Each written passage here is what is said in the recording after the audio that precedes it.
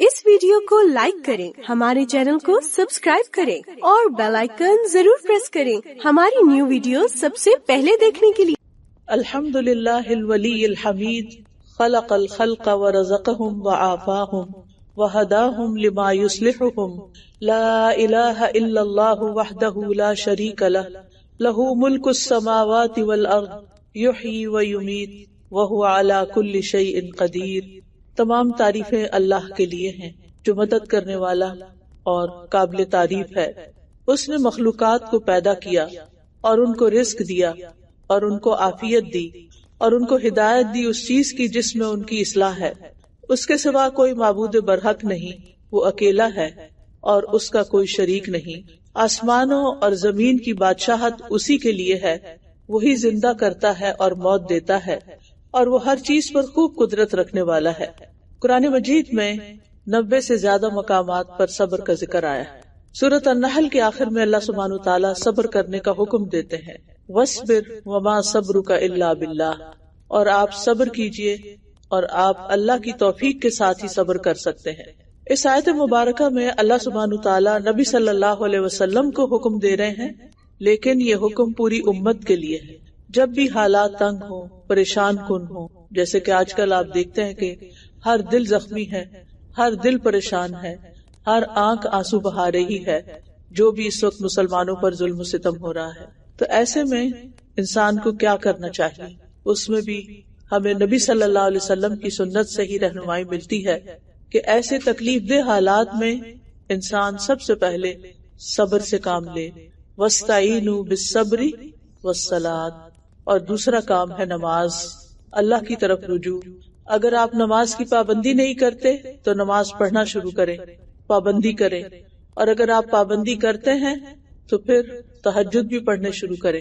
खास तौर पर आप देखते हैं कि यूथ बहुत परेशान है, बच्चे बहुत परेशान होते हैं कि उनका क्या फ्यूचर है। बात यह है कि हम इस दुनिया के लिए तो पैदा ही नहीं किए गए। अल्लाह ताला के नजदीक इस दुनिया की हकीकत और हैसियत एक मच्छर के पर के बराबर भी नहीं। तो अगर मच्छर का पर इंसान से चला जाए तो क्या होगा? आप उस पर अफसोस करेंगे या उसके पीछे अपनी जान बुला देंगे? मुसलमानों में से तो हर मुसलमान इस बात का यकीन रखता है कि जो शख्स भी अल्लाह के रास्ते में जान देता है वो क्या कहलाता है? शहीद। और शहीद के लिए अल्लाह ताला ने क्या हुक्म दिया है कि उसको क्या न कहो? मुर्दा। तुम समझते हो कि वो मर रहे हैं, वो डेड है? नहीं है कि है? नहीं है। वो क्या है? जिंदा है। बस जिंदगी की नौइयत बदल जाती है। एक ये जिंदगी है जो हम जी रहे हैं और एक वो जिंदगी है जो शहीद जीते हैं। कौन सी जिंदगी ज्यादा अफजल है? तो फिर गम किस बात का? फिर गम किस बात का? परेशानी किस बात की? परेशानी उस वक्त ज्यादा होती है जब इंसान दुनिया से ज्यादा मोहब्बत करता है और इंसान ये समझता है कि अगर उसकी दुनिया का कोई नुकसान हो गया तो बस उसके पास कुछ भी नहीं। मोमिन को तो एक कांटा भी चुभता है तो उसके लिए क्या है अजर। उसके गुनाह झड़ते हैं, उसके दर्जात बुलंद होते हैं। तो फिर कांटा चुभे तो क्या करना चाहिए? सब्र करना चाहिए। यहाँ अल्लाह सुब्हानहू तआला फरमा रहे हैं, वस्बिर, सब्र इख्तियार करो, सब्र इख्तियार करने वाले बनो, सब्र पर इस्तिकामत इख्तियार करो। लेकिन सब्र भी अल्लाह की तौफीक से ही होता है, जब इंसान अल्लाह की तरफ रुजू करता है। वस्बिर वमा सब्रुका इल्ला बिल्लाह, और जान लो कि ये सब्र तुम्हें अल्लाह ही की तरफ से अता होना है।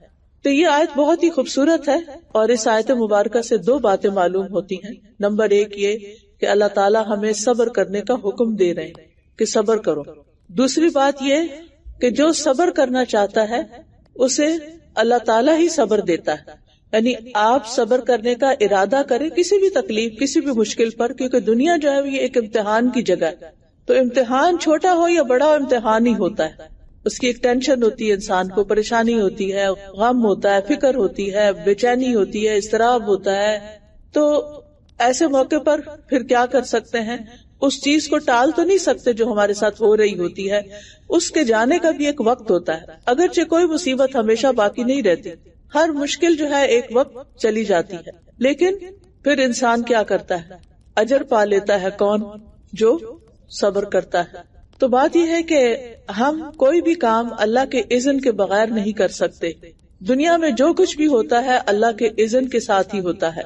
अगर हम सब्र करना चाहें तो हमें अल्लाह ताला से मांगना चाहिए कि अल्लाह ताला हमें सब्र अता करे, وہ کون سی دعا ہے صبر کی؟ ربنا افرغ علینا صبرا وثبت اقدامنا وانصرنا علی القوم الکافرین. اے ہمارے رب ہم پر صبر انڈیل دے. ایک ہوتا ہے نا آپ شاور کے نیچے نہاتے اور ایک ہوتا ہے کوئی بالٹی پوری اوپر آپ کے ڈال دے، تو یہ افرغ ہوتا ہے، یعنی پورے کا پورا ہمارے اوپر ڈال دے، یعنی ہمیں مکمل صبر عطا کر دے. وثبت اقدامنا، اور ہمارے قدم جما دے، یعنی اس صبر پر بھی جما دے اور دشمنوں کے مقابلے میں بھی جما دے اور کافر قوم کے مقابلے میں ہماری مدد فرما. تو اس سے یہ پتہ چلتا ہے کہ صبر اللہ ہی سے مانگنا چاہیے، کیونکہ اللہ کے علاوہ کوئی صبر نہیں دے سکتا. ہم کیا کرتے ہیں جب کوئی تکلیف آتی ہے ہم لوگوں کے پاس جاتے ہیں، لوگوں سے بیگ کرتے ہیں کہ کوئی ہماری بات سن لے، کوئی ہمیں دلاسا دے دے. ٹھیک ہے وہ بھی ایک ضرورت ہے، لیکن لوگ ہمارے لیے کچھ کر نہیں سکتے. آج کل ہر شخص پوچھتا ہم کیا کریں، کیا کر سکتے ہیں آپ سوچیں، سارے مل کے بھی سوچے تو کچھ سمجھ تو نہیں آتی نا. تو اللہ سبحانہ تعالیٰ ہی انسان کو ہر چیز دے سکتا ہے جو وہ مانگتا ہے، اور اسی کے در پہ جانا چاہیے، کیونکہ ہر انسان اللہ کا محتاج ہے. کوئی بندہ ایسا نہیں کہ جسے اللہ کی ضرورت نہ ہو، ہم میں سے ہر بندے کو ہے. اور یہ بھی کہ کوئی کام اللہ کی مرضی کے بغیر بھی نہیں ہوتا. ہمارے اس زندگی کے لیے کسی بھی چیز کی جو ہمیں ضرورت ہے، چھوٹی چیز ہو یا بڑی چیز، وہ ساری کی ساری کہاں سے پوری ہو سکتی ہے؟ اللہ سے. جب ہم بندوں سے توقعات رکھتے ہیں اور بندوں کے پیچھے جاتے ہیں کہ وہ ہماری ضروریات پوری کرے، تو پھر کیا ہوتا ہے؟ مایوسی. وہ ہماری توقعات پہ پورے نہیں اترتے. تو ہمیں اپنے رنج اور غم اور دکھ کی فریاد کس سے کرنی چاہیے؟ اللہ سبحانہ تعالیٰ سے کرنی چاہیے. انبیاء علیہ السلام کا یہی طریقہ رہا ہے. سورۃ القصص میں موسیٰ علیہ السلام کے حالات بہت تفصیل سے بیان ہوئے. وہاں ہم دیکھتے ہیں کہ ہر قدم پر اللہ کی طرف رجوع کرتے ہیں، اللہ سے دعا کرتے ہیں، اللہ مجھے ظالم قوم سے نجات دے، اللہ مجھے سیدھا رستہ دکھا، میں کہاں جاؤں، اللہ مجھے جو خیر بھی تو دے میں اس کا محتاج ہوں. جب دعا کی قبولیت کی بات آتی ہے تو ہم سمجھتے ہیں کہ وہ دعا قبول ہوتی ہے جو اذان کے بعد مانگی جاتی ہے، جو تہجد کے وقت مانگی جاتی ہے، جو قرآن پڑھنے کے بعد مانگی جاتی ہے، جو فرض نماز کے بعد مانگی جاتی ہے. بالکل صحیح ہے، یہ قبولیت کے اوقات ہیں. لیکن دعا کی قبولیت میں ایک اور بڑی اہم چیز ہوتی ہے، اور وہ کیا ہے؟ اللہ سے اپنا حال بیان کرنا. جیسے ایوب علیہ السلام نے اپنا حال بیان کیا، کیا کہا؟ انی مسنی الضر وانت ارحم الراحمین. انہوں نے کیا مانگا؟ کچھ مانگا تھا؟ صرف اپنا حال بیان کیا تھا. اللہ میں بہت دکھی ہوں، میں بہت پریشان ہوں، مجھے بہت سخت تکلیف ہے، میرے لیے بہت مشکل ہو گئی ہے، بہت لمبی ہو گئی ہے بیماری، یعنی اپنا حال بیان کیا. تو اللہ سبحانہ تعالیٰ نے کیا فرمایا؟ فاستجبنا لہ، ہم نے اس کی دعا قبول کر لی. یونس علیہ السلام جب مچھلی کے پیٹ میں گئے تھے تو انہوں نے کیا کیا تھا؟ اپنا حال بیان کیا تھا. لا الہ الا انت سبحانک انی کنت من الظالمین. یا اللہ میرا حال ہی میں نے ظلم کیا اپنی جان پہ. تو اللہ تعالیٰ نے کیا فرمایا؟ فاستجبنا لہ، ہم نے اس کی دعا قبول کر لی. تو ہمیں بھی کیا کرنا چاہیے؟ مشکل میں صبر کے ساتھ ساتھ اپنا حال اللہ سے بیان کریں. کوئی انسان ہمیں ہرٹ کرے، کوئی دکھ دے، کوئی تکلیف دے، کوئی بچہ پریشان کرے، کوئی دنیا کے حالات، کوئی ملک کے حالات، یعنی جتنی بھی تکلیفیں انسان سوچ سکتا ہے. ہسبینڈ کی طرف سے کوئی بات ہرٹ کر گئی ہے، ساس نے کچھ کہہ دیا ہے، بچے بات نہیں مانتے، کوئی بزنس میں خلل آ گیا ہے، کوئی بھی چیز جو انسان کے لیے دکھ تکلیف پریشانی کا باعث بنتی ہے، تو کیا کرنا چاہیے؟ اللہ سبحانہ تعالیٰ کی طرف رجوع کر کے اپنا حال بیان کرنا چاہیے. اس کے آگے رونا چاہیے، تنہائی میں رونا چاہیے، اکیلے میں رونا چاہیے. اور اگر کوئی آنسو نہیں بہاتا تو اس کا دل سخت ہے. ہم سب کو سوچنا چاہیے کہ دعا مانگتے ہوئے ہم نے کتنے آنسو بہائے ہیں. کیونکہ بہت سے لوگ یہ کہتے ہیں جب کوئی تکلیف ہوتی ہے ان کو تو ان سے کہا جاتا ہے دعا کرو، تو کہتے ہیں بہت دعائیں کی. لیکن کیسی دعائیں کی ہیں؟ غافل دل سے یا سچے دل سے؟ کیونکہ بہت دفعہ ہم دعا کر رہے ہوتے ہیں، ہمارے دماغ میں پتہ نہیں کیا کھچڑی پک رہی ہوتی ہے، ہم اور باتیں سوچ رہے ہوتے ہیں. تو ہم اپنے آپ سے سوال کریں، اپنا محاسبہ کریں کہ ہم نے کتنی دعائیں کی ہیں، رو کر، آنسو بہا کر، سسکیاں بھر کے، زور سے بھی اللہ کو پکارا ہے، آہستہ آہستہ بھی پکارا ہے، بول کے بھی پکارا ہے، دل ہی دل میں بھی پکارا ہے. ہو نہیں سکتا کہ پھر آپ کی دعا قبول نہ ہو. تو بہرحال صبر کے ساتھ اور نماز کے ساتھ، اور سلاد کا ایک معنی دعا بھی ہوتا ہے، اسی لیے سلاد کو پریئر بھی کہتے ہیں نا. تو دعا کے ساتھ صبر اور نماز یا صبر اور دعا کے ساتھ مدد مانگے کس پہ؟ مشکل حالات پہ. اور اگر آپ صبر کریں گے تو صبر نصف ایمان ہے. ابن مسعود کہتے ہیں الایمان نصفانی نصف صبر و نصف شکر.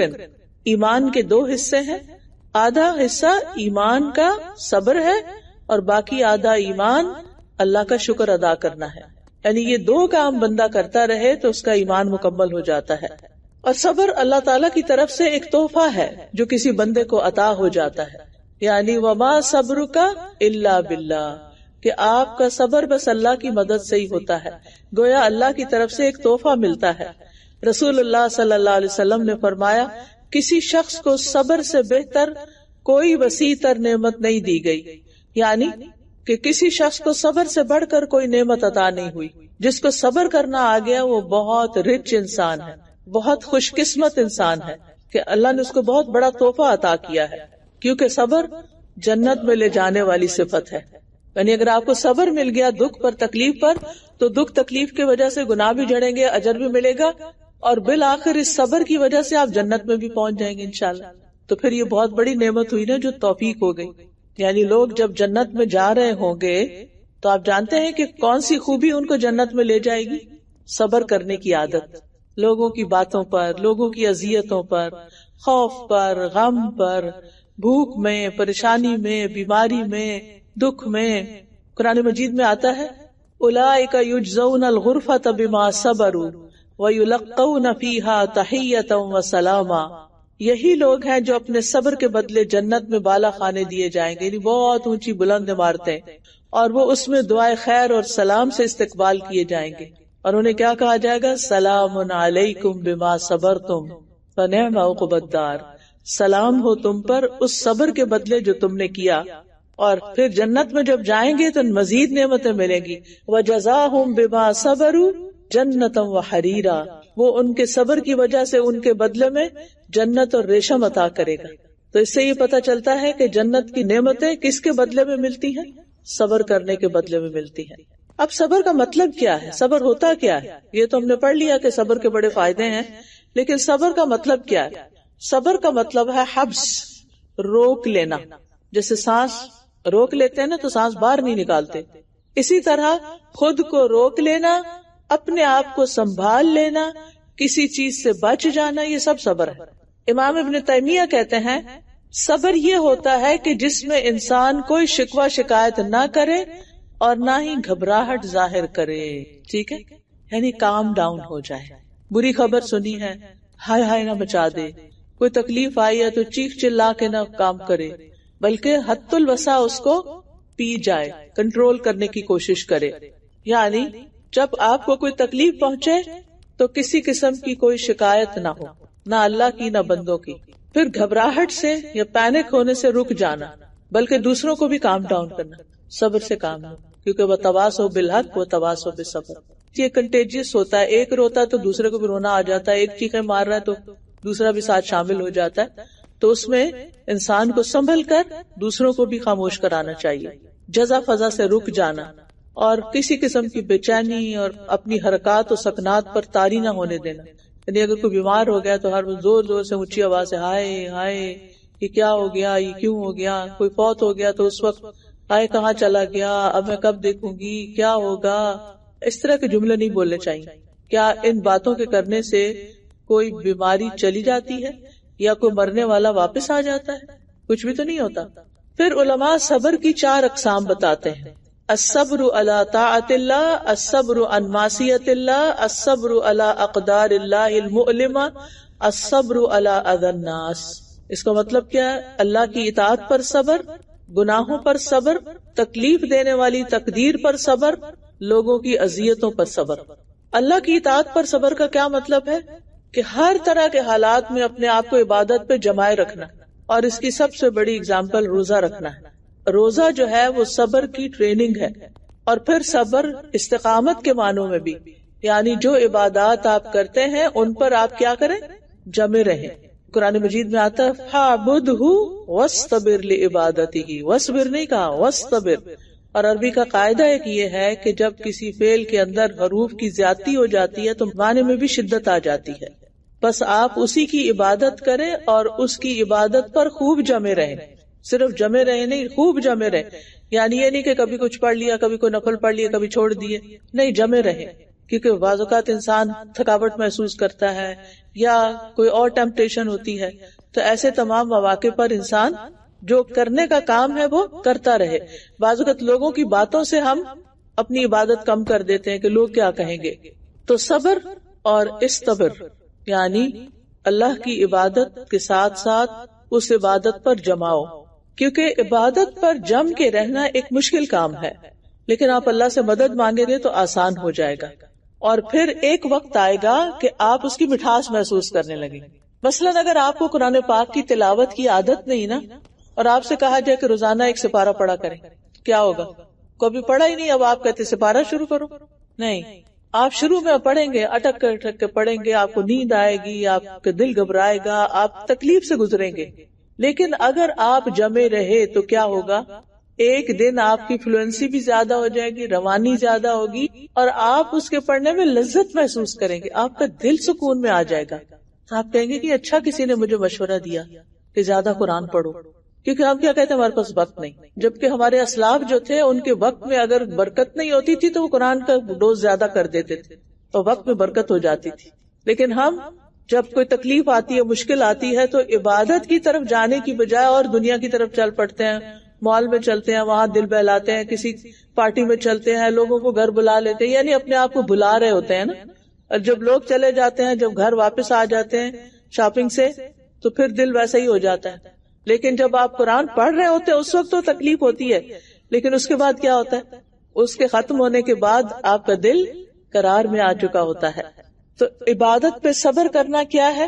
جیسے 5 نمازوں کے لیے سخت سردی کے موسم میں وضو کرنا، یہ صبر کا کام ہے. ٹھہر ٹھہر کے نماز پڑھنا، جلدی نہیں کرنا. یہ بھی نفس کی ایک شرارت ہوتی ہے کہ وہ جلدی سے ختم کرو. ٹھہر ٹھہر کے نماز پڑھنا، یہ صبر ہے.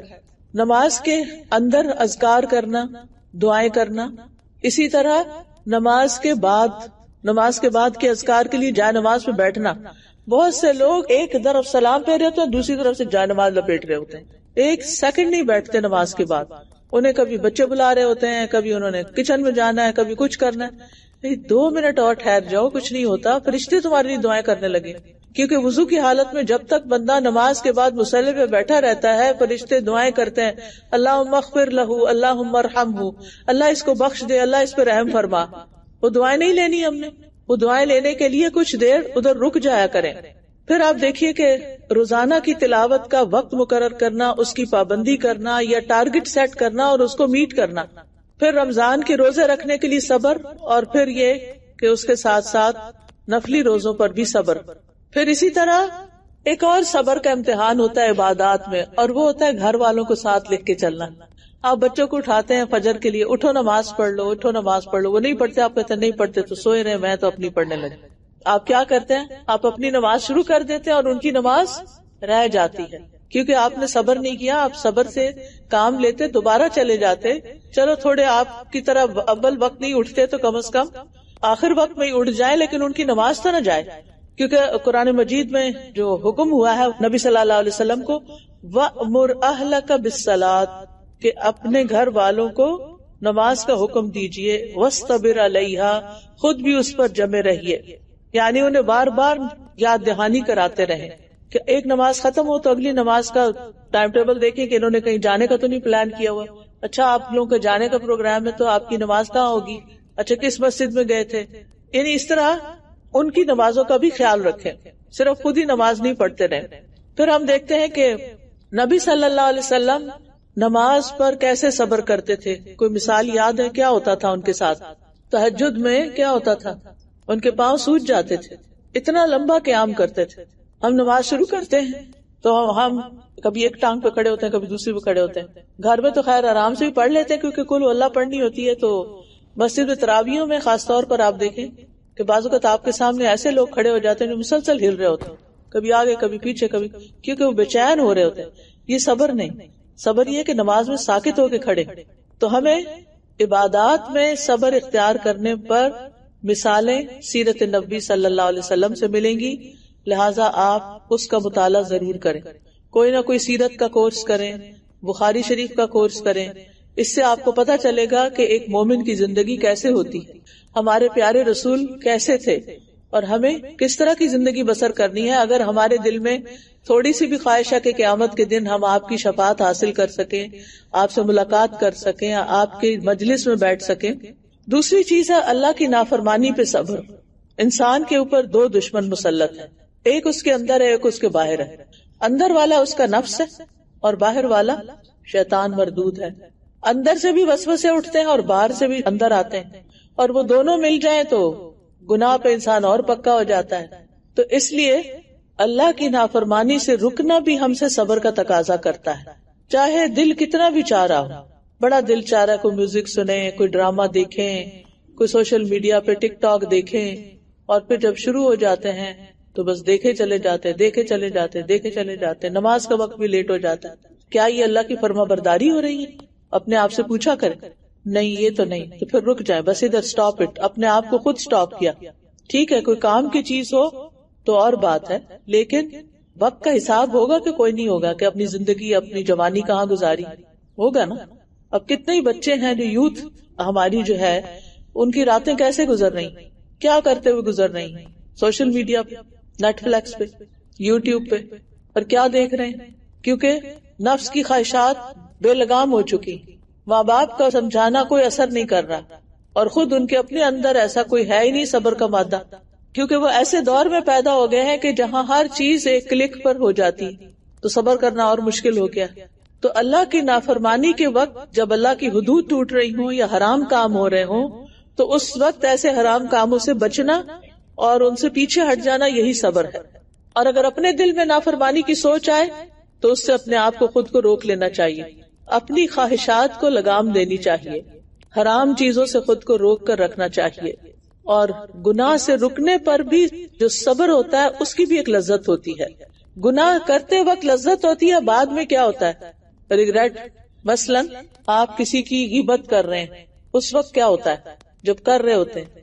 کیسا سکون اور کیسا مزہ اور کیسی خوشی ہو رہی ہوتی ہے، اچھا تھوڑی سی اور باتیں پتہ چلے کسی کے بارے میں، اچھا اور پھر بلکہ ہمارا تو یہ تکیہ کلام بن چکا ہے، اچھا اور سناؤ کیا حال چال ہے، سب ٹھیک چل رہا ہے۔ اس کا کیا مطلب ہوتا ہے؟ یعنی جو باتیں ٹھیک نہیں ہیں وہ مجھے بتاؤ، بغیر کسی مقصد کے۔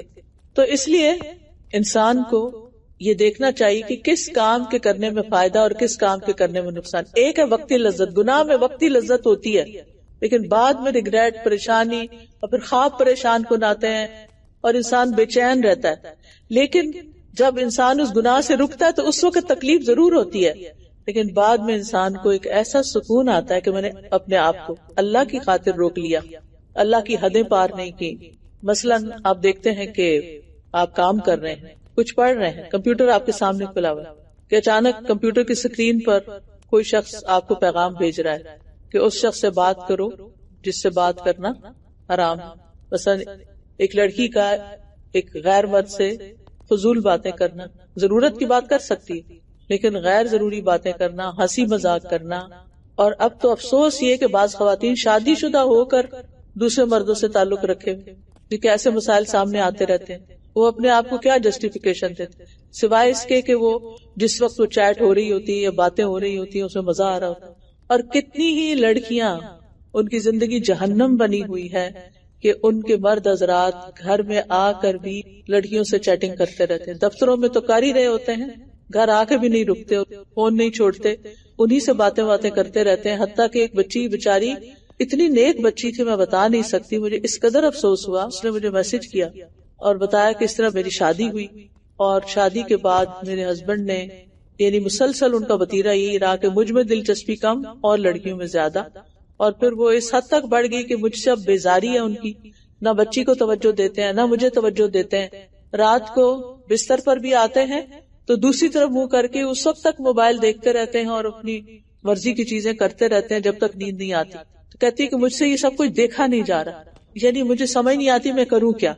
اور یہ ایک بچی نہیں، ایسی کئی بچیاں اپنے مسائل شیئر کرتی ہیں کہ ہسبینڈ ان میں دلچسپی نہیں لے رہے اور فون پر دوسری لڑکیوں کے ساتھ زیادہ انوالو، اور پھر ایک وقت میں ایک لڑکی سے نہیں کئی لڑکیوں سے۔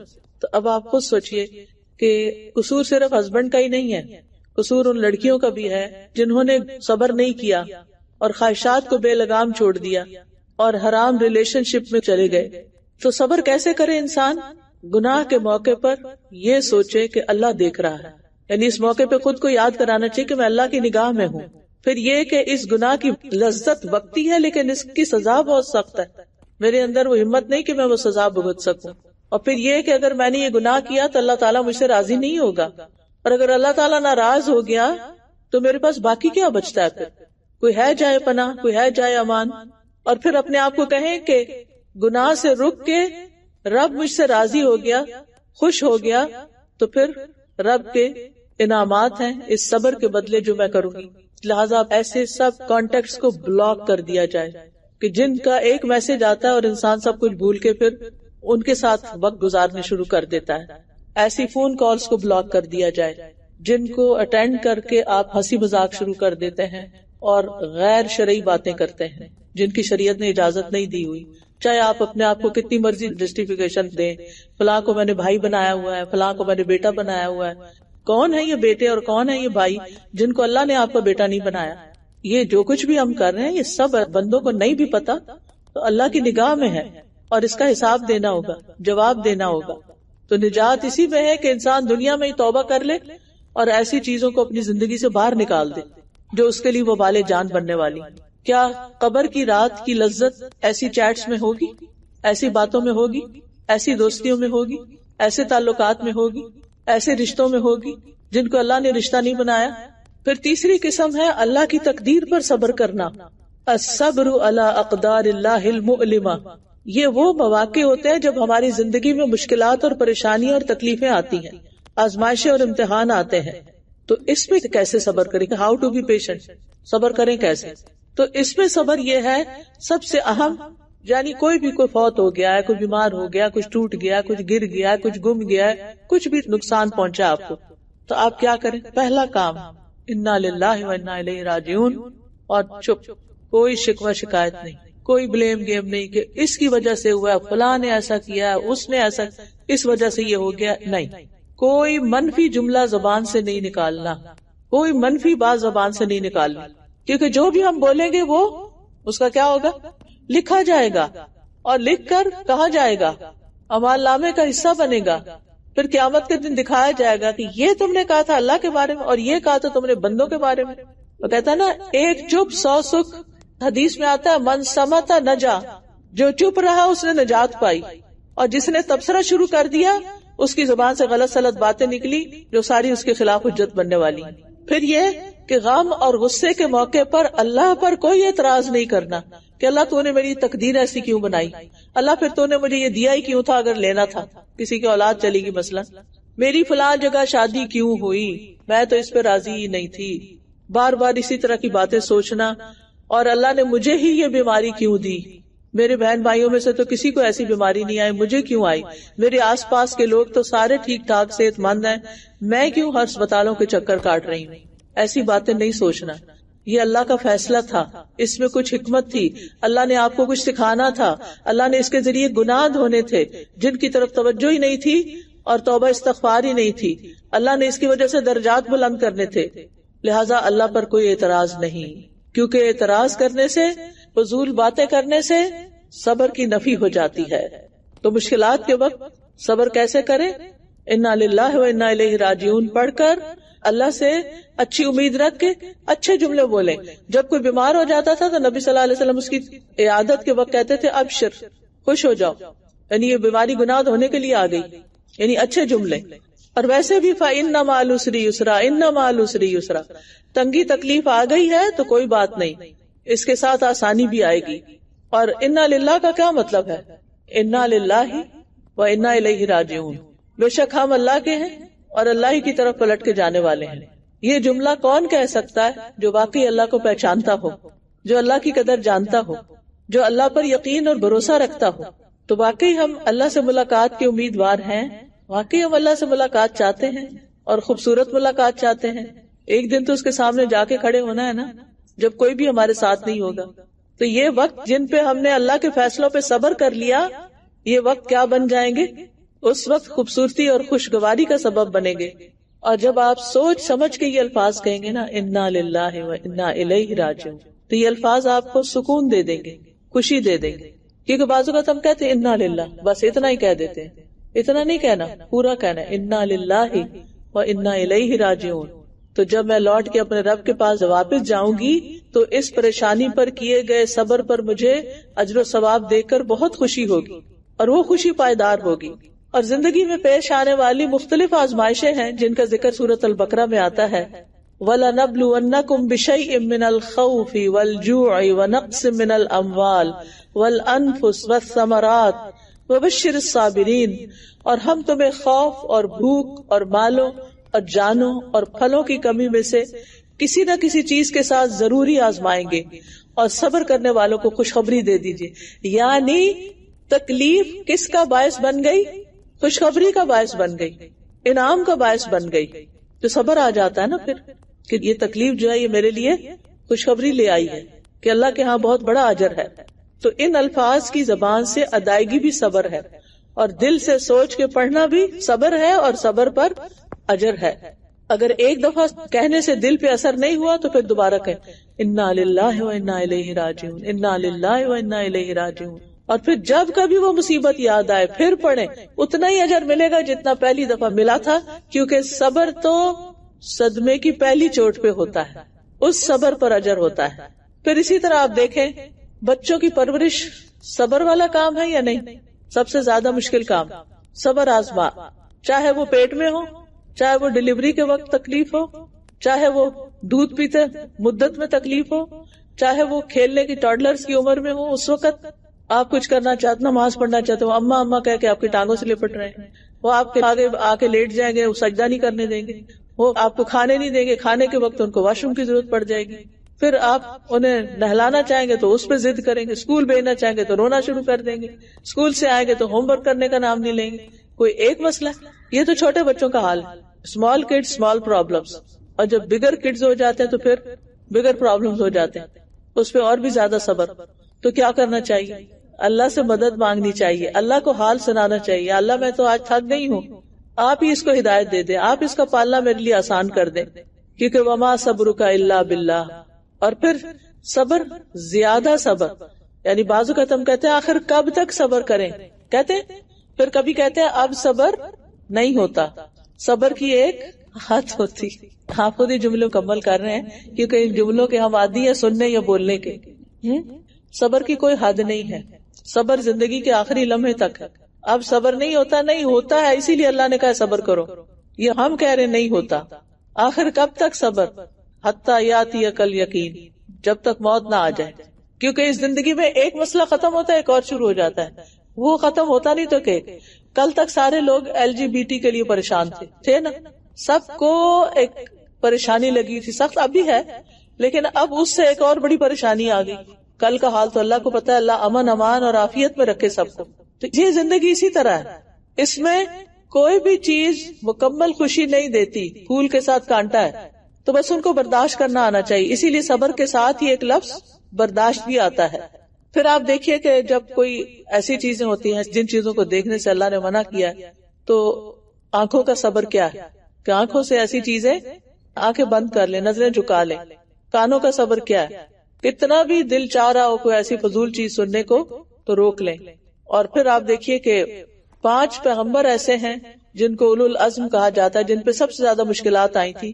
نوح علیہ السلام، ابراہیم علیہ السلام، موسیٰ علیہ السلام، عیسیٰ علیہ السلام، محمد صلی اللہ علیہ وسلم.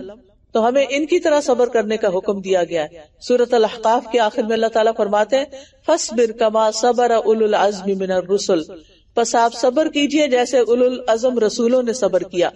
ان کی مثالیں دیکھیں. نوح علیہ السلام نے کتنے 100 سال تبلیغ کی، 950 سال. تو ہم نے کتنے سال محنت کی، 20 سال 22 سال 25 سال. پھر کیا ہو گیا، اس کی شادی ہو گئی. کچھ کی نہیں بھی ہوتی تو وہ بھی صبر کرنا پڑتا ہے. تو آپ خود سوچئے، تو آپ اس طرح صبر کیجئے جیسے نوح علیہ السلام نے کیا تھا. تو پھر کتنا عرصہ صبر کرنا ہوگا، موت تک. اور ان کو بھی کس سے پرابلم، باہر والوں سے تو تھا، گھر میں بھی کوئی مسئلہ تھا ان کے، ان کی بیوی بھی اور ان کا بیٹا بھی ان کے ساتھ نہیں تھے. جب گھر والے ساتھ نہیں ہوتے نا تو انسان کے لیے بڑی تکلیف ہوتی ہے، کیونکہ انسان کی گھر والوں سے بہت سی توقعات ہوتی ہیں. یہ میری خوشی میں شریک ہو، میرے غم میں شریک ہو، لیکن ہم شریک حیات کو حیات میں شریک ہی نہیں کرتے، یا وہ ہمیں شریک نہیں کرتے. ہم اپنی مرضی کی لائف گزار رہے ہیں، وہ اپنی مرضی کی لائف گزار رہے ہیں. اب تو یہ سوشل میڈیا کے اوپر زیادہ وقت گزارنے کی وجہ سے یہی ہو رہا ہے نا کہ ہر کوئی اپنی چار لوگ گھر میں بیٹھے، ہر کوئی موبائل لے کے. آج کوئی شخص یہ نہیں کہہ سکتا میرے پاس موبائل نہیں. ٹوٹا پھوٹا جیسا تیسا ہر ایک کے پاس ہوتا ہے. یعنی اس شخص کی زندگی کوئی زندگی ہی نہیں سمجھی جاتی جس کے پاس موبائل نہ ہو. صبر کی دوسری مثال کون ہے؟ ابراہیم علیہ السلام. انہوں نے اللہ کی رضا کی خاطر کن کن تکلیفوں پہ صبر کیا. اللہ تعالیٰ قرآن مجید میں خود فرماتے ہیں وَإِذِ ابْتَلَىٰ إِبْرَاهِيمَ رَبُّهُ بِكَلِمَاتٍ. کئی باتوں کے ساتھ اللہ نے ان کو آزمایا. ماں باپ کی طرف سے آزمایا، بیٹے کی طرف سے آزمایا، بیوی کی طرف سے آزمائش آئی کہ اس کو الگ چھوڑ آئیں. حضرت ہاجرہ کو بیٹے کو ذبح کرنے کا حکم دیا گیا. ہر موقع پہ کیا کیا؟ فَأَتَمَّهُنْ. ہر امتحان میں پاس ہوئے. نتیجہ کیا نکلا؟ انی جاعلک للناس اماما. صبر کی تیسری مثال عیسیٰ علیہ السلام. اتنا تنگ کیا لوگوں نے کہ اللہ نے ان کو اوپر ہی اٹھا لیا. چوتھی مثال موسیٰ علیہ السلام. فرعون کے مقابلے میں صبر. اور پھر جس طرح وہ مدین گئے ہجرت کے سفر میں صبر، اور پھر 10 سال بکریاں چرانے میں صبر، اور واپس آ کے اپنے پیغام کو لوگوں میں پھیلانے میں صبر. پھر نبی صلی اللہ علیہ وسلم کی مثال تو صبر ہی صبر ہے. کیسی کیسی مشقتیں انہوں نے نہیں جی لی. آپ نے اپنے والد دیکھے ہی نہیں. والدہ کا فوت ہو گئی 6 سال کی عمر میں. کتنے بچے فوت ہو گئے زندگی میں، دفنایا ان کو سارے کے سارے سوائے حضرت فاطمہ کے. آپ کی قریب ترین ساتھی حضرت خدیجہ آپ کی زندگی میں فوت ہو گئی. جنہوں نے ہر موقع پہ آپ کو سپورٹ کیا ابو طالب، وہ فوت ہو گئے. یعنی جس رشتے سے انسان کو خوشی اور سکون ملتا ہے وہ سارے آپ کی زندگی میں چلے گئے. کوئی بہن بھائی تھے رنج غم بانٹنے کے لیے؟ نہیں. کبھی کوئی شکایت سنی آپ نے نبی صلی اللہ علیہ وسلم سے؟ نہیں. وہ صبر کی عظیم ترین مثال. یوسف علیہ السلام کا صبر، ان کا قصہ پڑھیں کتنے صبر کا اور کیسے صبر کا معاملہ کیا انہوں نے. اور اللہ تعالیٰ نے آخر میں کیا فرمایا؟ اِنَّهُ مَن يَتَّقِ وَيَصْبِرْ فَإِنَّ اللَّهَ لَا يُضِيعُ أَجْرَ الْمُحْسِنِينَ. جو تقوی اختیار کرتا ہے، صبر کرتا ہے، تو اللہ محسنوں کا اجر ضائع نہیں کرتا. لہذا ہمیں کوشش کرنی ہے، اپنے ساتھ سٹرگل کرنی ہے کہ ہم بھی اپنے اندر صبر لے کر آئیں، کیونکہ ہمیں بھی حکم دیا گیا ہے نا. اور صبر پر خود کو مجبور کریں. یہ بولنا چھوڑ دیں صبر نہیں ہوتا. نہیں، آپ کہیں مجھے صبر کرنا ہے. آپ دیکھیں کہ ہم تہجد کیوں نہیں پڑھ سکتے؟ کیونکہ ہم سے نیند چھوڑنے پر صبر کوئی نہیں نا. یہ بھی صبر کا کام ہے، نیند چھوڑ کے اٹھنا. اچھا یہ بتائیں رمضان میں کیسے تراویح پڑھ لیتے ہیں؟ صبر کرتے ہیں نا. روزہ کیسے رکھ لیتے ہیں؟ صبر کرتے ہیں. قرآن پورا ختم کر لیتے ہیں مہینے میں، صبر کرتے ہیں. تو بعد میں یہ صبر کدھر جاتا ہے کہ ہم اس کا آدھا بھی نہ کریں. تو خیر کا کوئی بھی کام شروع کریں تو اس پر استقامت اختیار کریں. ہم خود بعض اوقات اپنے پوٹینشیل کو نہیں جانتے. اللہ تعالیٰ کو زیادہ پتا ہوتا ہے کہ ہمارے اندر کتنی ہمت ہے. لہذا لا یکلف اللہ نفسا الا وسعها. تو صبر کرنے کے لیے 2 قوتوں سے جہاد کرنا پڑتا ہے، ایک اپنا نفس اور دوسرے شیطان. جب شیطان کی طرف سے وسوسے آئے تو اعوذ باللہ من الشیطان الرجیم. ایک اور چیز، جب دل بہت گھبرائے، دل میں بے چینی ہو، پریشانی ہو، نماز کو دل نہ چاہے اور کسی چیز میں دل نہ لگے، تو یہ دعا یاد کر لیجئے. ایاک نستعین میں یہ دعا ہے اعوذ باللہ السمیع العلیم من الشیطان الرجیم من ہمزہ ونفخہ ونفثہ. 3 دفعہ پڑھ کے دل پہ تھتکارے، تھو تھو تھو ایسے کر کے. آپ دیکھیں گے کچھ عرصہ مسلسل پڑھیں گے تو آپ کو یہ وسوسے آنے بند ہو جائیں گے. کیونکہ کوئی بندہ ایسا نہیں جو یہ کہے کہ مجھے کوئی وسوسہ نہیں آتا. وسوسے آتے ہیں، کچھ اپنے اندر سے آتے ہیں. اللہم انی اعوذ بک من شر نفسی. اللہ میں اپنے ہی نفس کے شر سے تنگ ہوں، مجھے اس کے شر سے بچا لے. سلف صالحین میں سے ایک شخص تھے جنہوں نے 20 سال صبر کیا. تہجد کی نماز کے لیے کھڑے ہوتے اور وہ کہتے ہیں کہ میری آنکھیں بھاری ہو جاتی، جسم میں تھکاوٹ طاری ہو جاتی. یعنی 20 سال وہ تہجد پہ صبر کرتے رہے، لیکن تہجد میں لذت محسوس نہیں کرتے تھے، مزہ نہیں آتا تھا. زبردستی خود کو جماتے تھے، نیند کے خلاف، تھکاوٹ کے خلاف. ان کی آنکھیں دکھنے لگ جاتی. وہ کہتے ہیں کہ 20 سالوں کے بعد میں نے اگلے 20 سال تہجد میں لذت محسوس کی، کیونکہ میں نے پہلے 20 سال صبر کیا تھا. تو کام کے آغاز میں نہیں دل چاہ رہا، تھکاوٹ ہے، نیند ہے، بھوک ہے، پیاس ہے، کرو کرو کرو. پھر کیا ہوتا ہے؟ اس وقت تو مزہ نہیں آتا، مگر کرتا رہے نا انسان پھر مزہ آنے لگتا ہے. تو اب ان کی زندگی ایسی ہوگی کہ ایک رات بھی تہجد کے بغیر نہیں رہ سکتے تھے. اور اللہ سے دعا اور مدد بھی مانگنی چاہیے. اسی طرح نیکی کے کاموں میں مسلسل عمل کرتے چلے جائیں. صبر کا طریقہ کیا ہے نیکی پہ جمنے کا؟ مسلسل صبر کرتے جائیں حتیٰ کہ آپ اس پہ جم جائیں، وہ بیریئر ٹوٹ جائے گا اور دل سکون محسوس کرے گا. کچھ لوگ کہتے ہیں نا ہم قرآن پڑھتے ہیں ہمیں مزہ نہیں آتا. ایک تو یہ وجہ ہو سکتی ہے کہ میننگ معلوم نہیں، اور دوسرے یہ کہ عادت نہیں، تو نفس پہ بھاری گزرتا ہے نا. چوتھی چیز لوگوں کی اذیتوں پہ صبر، لوگوں کی طرف سے آنے والی آزمائشیں. قرآن مجید میں اللہ تعالیٰ فرماتے ہیں وَجَعَلْنَا بَعْضَكُمْ لِبَعْضٍ فتنہ، ہم نے تم میں سے بعض کو بعض کے لیے آزمائش بنا دیا. لیکن کیا کرنا ہے، پھر بھی مل جل کے ہی رہنا ہے. آپ کے بچے اگر آپ کے لیے آزمائش ہے تو ان سے کاٹ تو نہیں سکتے نا. شوہر آزمائش ہے تو گھر چھوڑ کے جائیں گے تو کہاں جائیں گے؟ وہ اتنا آسان ہے. ان لوگوں کی کہانیاں سنیں جنہوں نے گھر چھوڑا اور پھر کہیں کے بنا رہے، ہر چیز تتر بتر ہو کے رہ گئی، اولاد بکھر گئی، مال بکھر گیا، اکیلی عورت سے دھوکے فراڈ ہو گئے. کل ہی مجھے کوئی خاتون بتا رہی تھی کہ انہوں نے کسی خاتون کو جن کو میں بھی جانتی تھی، کہہ لگے آپ کو ان کا معلوم ہے کیا ہوا؟ میں نے کہا مجھے نہیں معلوم، میرے سے کوئی رابطہ نہیں. کہتے ہیں کہ ہسبینڈ سے لڑائی کی، ڈیورس لی، آدھا مال لیا، بوائے فرینڈ کے ساتھ دوستی ہوئی اور اس نے سارا مال لے لیا اور اس کو بھی چھوڑ دیا. اب پتہ نہیں کسی پیٹرول اسٹیشن یا کہاں وہ بس کام کر رہی ہے تو اپنی زندگی کی گاڑی گھسیٹ رہی، ہر چیز ہی گئی. تو بعضوں کا شیطان ایسی چیزیں بڑی خوشنما بنا کے دکھاتا ہے کہ جو ہوتی نہیں ہے حقیقت میں. انسان عقل کے ناخن لے، ہوش سے کام لے اور لوگوں کی چھوٹی چھوٹی تکلیفوں پر ان کو چھوڑنے کا نہ سوچے. ذرا سی ہمیں تکلیف ہوتی ہے ہم کہتے میں ایسے نہیں بولوں، میں اب یہ کام نہیں کروں، مجھے اب یہ نہیں کرنا. فوراً ہمارا ریئیکشن یہی ہوتا ہے. تو نبی صلی اللہ علیہ وسلم نے فرمایا وہ مومن جو لوگوں سے ملتا جلتا ہے اور ان کی طرف سے آنے والی تکلیفوں پہ صبر کرتا ہے، وہ اس سے اجر اور ثواب میں کہیں آگے ہے جو لوگوں سے میل جول نہیں رکھتا اور نہ ان کی تکلیفوں پہ صبر کرتا ہے. قرآن پاک میں اللہ تعالیٰ فرماتے ہیں وَلَئِن صَبَرْتُمْ لَهُوَ خَيْرٌ لِلصَّابِرِينَ، بلا شبہ اگر تم صبر کرو تو یقیناً وہ صبر کرنے والوں کے لیے بہتر ہے. ابن عباس کہتے ہیں ایک دن میں نبی صلی اللہ علیہ وسلم کے پیچھے سوار تھا، آپ نے مجھ سے فرمایا اے چھوٹے لڑکے کیا میں تمہیں چند کلمات نہ سکھا دوں جن کے ذریعے اللہ تمہیں فائدہ دے گا؟ میں نے عرض کیا کیوں نہیں؟ آپ نے فرمایا یاد رکھو ناپسندیدہ کاموں پر صبر کرنے میں بڑی خیر ہے، کیونکہ مدد صبر کے ساتھ ہے، مدد صبر کے ساتھ ہے، تنگی کشادگی کے ساتھ ہے اور آسانی سختی کے ساتھ ہے. اللہ نے ان کو اپنے اپوزٹ میں رکھ دیا ہے. لہٰذا لوگوں کی باتوں پر غمگین ہونے کی بجائے صبر کریں.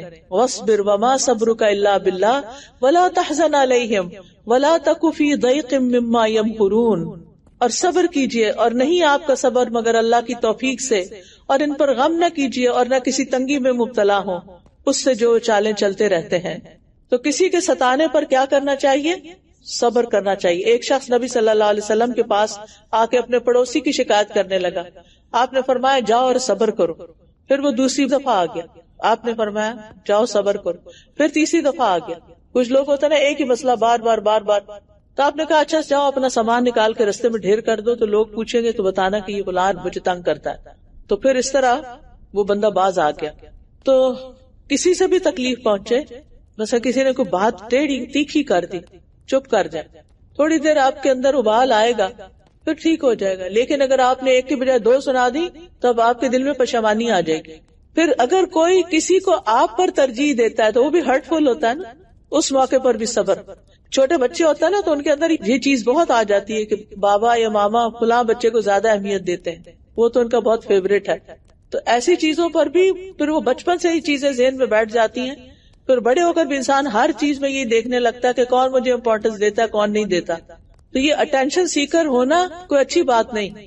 کوئی دیتا ہے ٹھیک ہے، نہیں دیتا تو شکر ہے نہیں دیتا تاکہ ہم اپنا کام کریں، کیونکہ زندگی با مقصد ہے. اس غم میں کیوں مبتلا رہے کہ وہ فلاں مجھے کال نہیں کرتا، فلاں گھر میں نہیں آتا، فلاں سلام نہیں کرتا، فلاں مجھے پوچھتا نہیں. یہی غم ہے نا.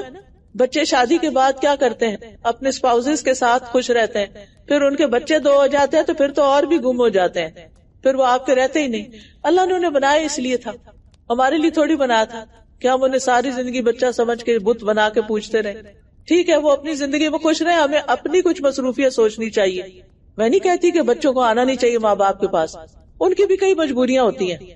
پھر بھی اگر وہ نہیں کرتے، بعض اوقات ان کا اسپاؤس نہیں پسند کرتا، بعض اوقات ان کی مصروفیت اور جاب ایسی ہوتی ہے کہ وہ نہیں آ سکتے. تو صبر. آپ اپنا دائرہ کار بنائیں، اپنا کوئی کام شروع کریں، اور سب سے بہتر یہ ہے کہ قرآن کورسز کریں، علم کی دنیا میں لگ جائیں. ایسی لذت آئے گی کہ آپ کو لوگوں کی بے رخی بے وفائی دکھ نہیں دے گی. پھر اسی طرح اگر کوئی آپ کو ٹانٹ کرتا ہے، کوئی آپ کو تانا دیتا ہے، کوئی گالی دیتا ہے، تو نبی صلی اللہ علیہ وسلم کا طائف کا سفر یاد کر لیں کہ جب آپ کو پتھر مارے گئے اور جبریل نے آ کے کہا آپ اجازت دیں ان دونوں پہاڑوں کے بیچ میں ان کو کیا کروں، پیس کے رکھ دوں. آپ نے کہا نہیں. کیوں منع کیا؟ مجھے امید ہے ان کی نسل سے اللہ ایسے لوگ پیدا کرے گا جو صرف اسی کی عبادت کریں گے اور اس کے ساتھ کسی کو شریک نہیں ٹھہرائیں گے. اور محمد بن قاسم انہی لوگوں میں سے تھا. تو خلاصہ یہ ہے کہ اللہ کی اطاعت پہ جم جائیں، تقدیر پر صبر کریں، نافرمانیاں چھوڑنے پر صبر کریں، اپنے غم اور دکھ کی شکایت اور فریاد اللہ سے کریں، بندوں سے شکوے نہ کریں، جزا فضا نہ کریں، اللہ کو الزام نہ دیں، اللہ کی رضا میں راضی رہیں، زبان پر رب کی رضا کے کلمات ہی رہیں، اور سب سے بڑی بات یہ کہ دعا کریں. ربنا افرغ علینا صبرا وثبت اقدامنا وانصرنا علی القوم الکافرین. ربنا افرغ علینا صبرا وتوفنا مسلمین. اللہم اجرنا فی مصیبتنا واخلف لنا خیرا منها. یا حی یا قیوم برحمتک نستغیث. لا الہ الا انت سبحانک انی کنت من الظالمین. اللہ اللہ ربی لا اشرک به شیئا. لا الہ الا اللہ العظیم الحلیم. لا الہ الا اللہ رب العرش العظیم. لا الہ الا اللہ رب السماوات ورب الارض ورب العرش الکریم. تکلیف اور دکھ کے وقت یہ دعائیں پڑھ کے اللہ تعالیٰ سے مدد حاصل کریں اور اللہ تعالیٰ کی رحمت کو پکاریں. کچھ کام ایسے ہوتے ہیں کہ جن کو کرنے سے انسان کی زندگی میں برکت اور رحمت آتی ہے، جن میں سے ایک صلہ رحمی کرنا ہے. یہ صلہ رحمی کا کارڈ ہے، اپنے رشتہ داروں کو بھی دیں اور خود بھی پڑھیں. اور جب آپ لوگوں کو گفٹ دیں تو ان گفٹس میں اندر اچھے اچھے کارڈ رکھ کے دیں. وہ گفٹ تو ختم ہو جائے گا، یہ کارڈ آپ کے لیے صدقہ جاریہ بن جائے گا. لہٰذا اس کی شاپنگ بہت ضروری ہے. یہ تہجد کے وقت کی دعا ہے اور یہ نیک صالح اولاد کے لیے دعائیں. اور پھر ہوا کے چلنے پر اللہ سے خیر مانگنا. فال میں بہت ہوائیں چلتی ہیں پتے اڑانے کے لیے، کبھی کبھی زیادہ ہی تیز ہو جاتی ہیں، ڈر بھی لگتا ہے. اور پھر جب کوئی آ رہا ہو آپ کی طرف ہواؤں کے علاوہ تو اس وقت بھی یہ پڑھ سکتے ہیں کہ اللہ اس کی خیر دینا، مجھے اس کے شر سے بچانا. یہاں ہر شخص قرض میں جکڑا ہوا ہے، قرض سے نجات کی دعائیں کہ اللہ آپ کے سارے قرضے چکا دے. اور رزق میں کشادگی کی دعائیں. کتنے خوبصورت کارڈز ہیں، اور جو آپ کے دوست احباب پریشان ہو ان کو بھی دے سکتے ہیں. پھر تسبیحات ہیں اور ان کی فضیلتیں ہیں، کیونکہ ہر وقت ذکر کرتے رہنا چاہیے، یہ صبر لانے والا ہوتا ہے.